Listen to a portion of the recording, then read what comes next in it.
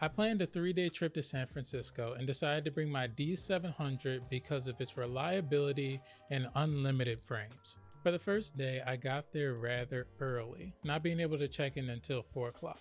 So I basically walked around aimlessly, going through the scenery and finding things that I like.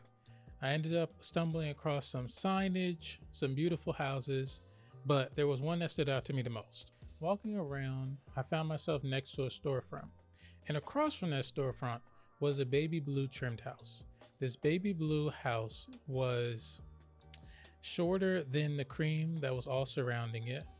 It had a very wide driveway and then a street that came along its side with a blue house also in the distance. And with the contrast of what's behind me, it really compelled me to take a picture of what was in front of me, since it felt like such an isolated instance in that moment. Once getting a picture of the house in a landscaped orientation, I took a few steps to my right and then looked at it in a portrait mindset. And what that revealed was a dead-end sign in bright yellow that now matched the parking blocks that were out in front of the house. There is the Coit Tower, I believe is what they call it, that was peeking over the top of the other cream houses. And then these Christmas lights or LED lights that were just hanging in the middle of the street. And I think that stepping to the right, taking that moment and making a diptych out of the two of these photos really made them stand out more and me appreciate the surrounding around it.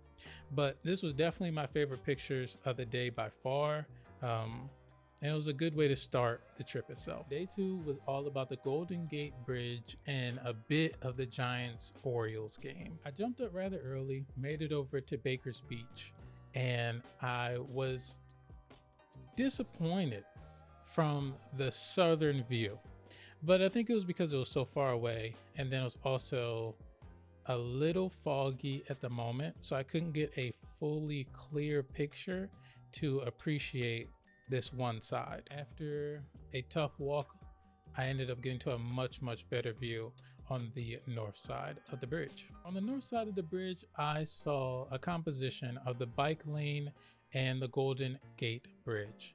Bike lane being in the bottom left, and then the Golden Gate Bridge being in the top right, balancing out the frame. And luckily for me, I had a cyclist come down with a white shirt that had enough contrast, and then I also didn't get a muddy picture with him overlapping the people in the background. My second favorite of the bridge mimicked this same composition, with the bridge still being in the top right corner and the bottom left holding a couple sharing a moment. And I feel as though the table filled in a gap of negative space that was possibly there, making the composition a little bit more important. As for the Giants game, the Giants smacked the Orioles. And I don't even think they hit a home run. Maybe they did, maybe they didn't. But it was a lot of triples and doubles, just straight domination, honestly, overall.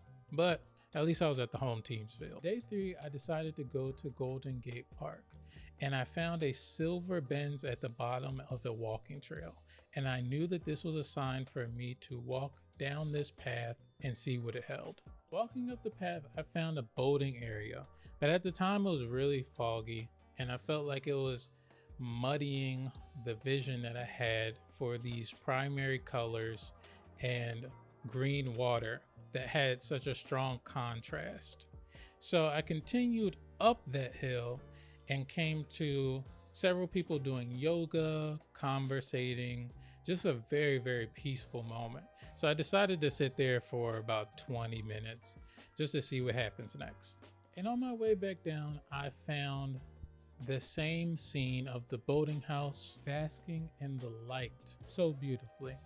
And popping those colors that I spoke to before, as well as the house itself with its red and cream design, just made a great layout that had true unison. And then of course I never miss out on a moment to bring two images together, so I decided to get a close-up of one of the boats that were laying in the water. I continued walking around the park and I ran into an old polo field that is now converted into a soccer field.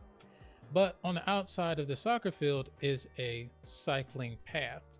So on that path, there was numbers. I don't know what they were necessarily listing out, but I saw this 6 and I held there. Once again, taking a few minutes to figure out the best way that I could utilize this visual. Of course, a biker blurred by and I snapped this photo.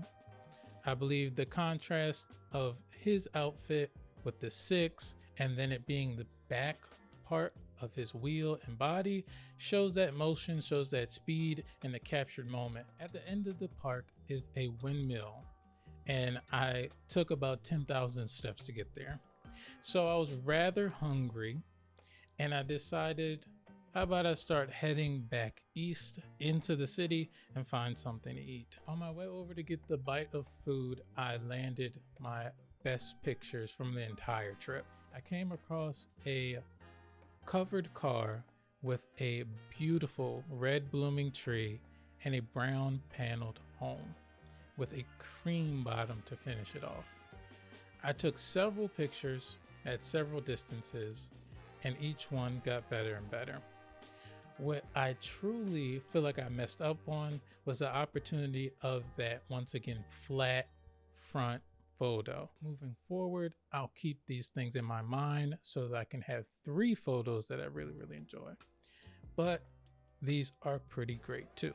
And as I continued on my way, I got 3 final shots to finish off the trip.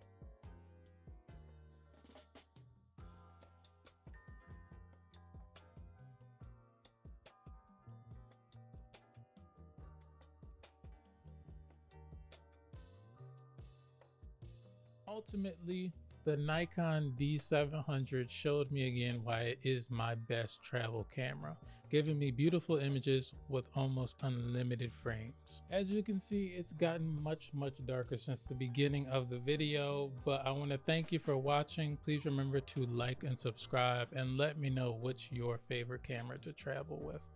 Is it new? Is it old? Is it small? Is it huge? Let me know. I'm out, y'all. Peace.